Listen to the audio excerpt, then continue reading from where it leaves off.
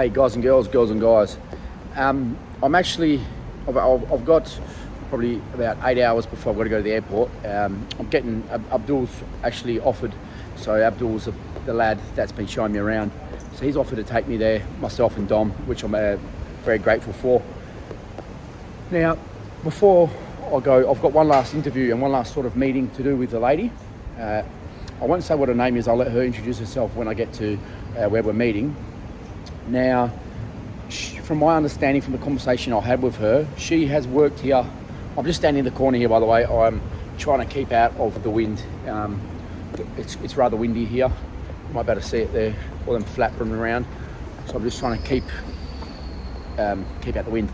So from my understanding, she has worked here and she has been organising the FIFA Beta Park, which was the fan festival, while she's been here. So she's offered to have a conversation on camera to talk about, one, her experience here as a female, how she's felt as a female, and whether she would obviously recommend this place, Qatar, for other females as a hub, whether it's your daughter or my mate's sons when they get older, and whether this place would be safe for them to come and base themselves as a hub in the Middle East. Say, for example, if they were a flight attendant for Qatar Airways and they were basing themselves, say, here in Doha. So I'm going to get her opinion as a female, because I don't think I've got too many female followers or viewers or subscribers that have joined on this journey. Now, obviously with the World Cup coming up in Australia for the women's next year, and a lot of people ask me to document that, obviously want to get an understanding for a woman's perspective on football. That's actually been involved with it, that's been here since March, and see what her take on it has been. Now, again, you know, I'm blatantly and bluntly honest. I've never really cared too much for women's football. I know the American girls team go on, they want to pay as much money as the men's for equality and all that stuff. Fair enough, you deserve equality in certain aspects of life. But I'm sorry, but men's football generates too much money for women's football to bring that revenue. So it's just a big, like, are you crazy? But this year, 2022, coaching the Balladura AFC under 10s, I've got three girls in my team, in my squad, and obviously my mate's daughter's come down to the football club as well, and my missus, my partner, she's got her little girl. So I do want to take an interest in women's football, because the fact that I do have these three girls in my side at the club, and I did coach them this year, and they were improving, they were learning, and they're really great players. One of them is absolutely a little gun, she doesn't stop running. So I do want to sort of bring a bit of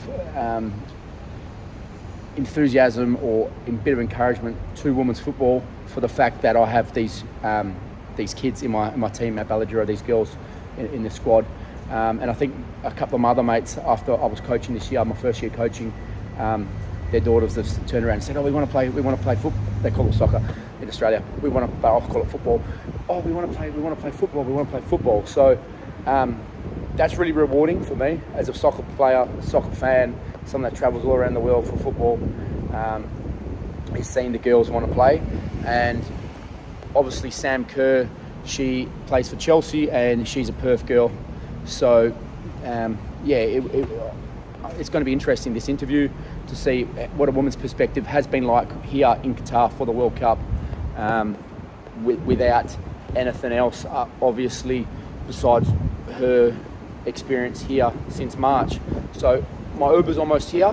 I'm going to get in the Uber, but yeah, the purpose of this is women's point of view, going into the Women's World Cup in Australia, and to help encourage the girls in Australia as well to play football, to play the best sport on the planet.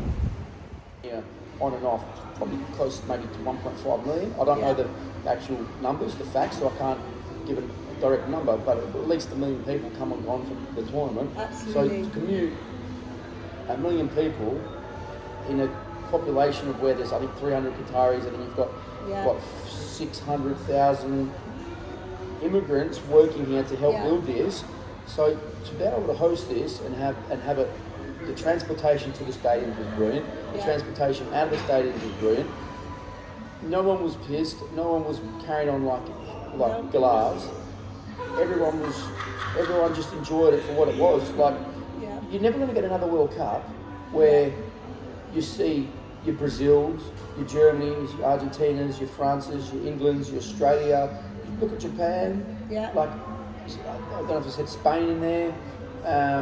Who else? We have Saudi Arabia, Morocco, how successful they were. Yeah, I mean, Like, amazing, you know. You're never going to have a World Cup where you can see almost every single country in that one vicinity at that one time. Like, Russia was massive. Like, I was flying from here to here to here to here, and I only went to the England games. Brazil was the same. I only got tickets for 2 games, but I couldn't see England and Australia. This World Cup, I managed to follow England. Right. Obviously. Oh yeah, I mean, because it's so small, you could actually see 2-3 games a day even. You see two games a day. But the interesting thing about that was that riding the metro here was fantastic because there's only like really 2 metro lines. So on those metros, you had fans from all the different countries, all in the same carriages. Your Mexicans, your Argentinians, brilliant. your Moroccans, and even though they were all Brazilian. wearing their colours and showing with their team, it was like a festival. It was happy. There was no animosity. It's been great because I went over to Arcadia one night. For those that don't know, that's a big setup. It's a big spider. They're from England originally. They're normally at Glastonbury Festival in England. Anyway, I went there. The one night I went there was a local promoter, and it was just full of Indians and Arabs and a very small concentration of actually Western fans. Yes. And it was fantastic, and everyone was just dancing, having fun. Yes. It was amazing. They're local people who live here. These are the locals. They've got the ones that helped. Who helped build everything. They helped build it. And they were out partying with everybody too, and just celebrating. Because again, this is a celebration. It's a celebration of football. celebration of football. It's not about where you're from. It's not about what gender you are. It's not about even what team you support. Everyone here supports their team, yes, but they're all here to celebrate together without any boundaries. Football. That's right. They've got the thing at the stadium which says "Football Unites the World," and obviously not listening to any of the propaganda. That this World Cup, in my opinion, this World Cup has truly united the world. Like, for what it was, everyone in the one town, the one country in Doha, in Qatar, for 28 days. Today's my 29th day. He's been here for the whole month. Yeah. Unbelievable. Good for you. Yeah. What an experience. Oh, it's been You've brilliant. had a great time. I've loved it. Yeah, I've loved it. And by the way, we met in one night in one of the fan zones. We met actually in the Red Lion, which is a great place to go watch the games. We met there one night watching. Okay, it was after what game was that? I think was it Brazil Cameroon maybe? Yeah, that was it. Brazil Cameroon. I've been there after I fancied a pint. I think I had no football for a couple of days, and I was like, oh man, I'm all football.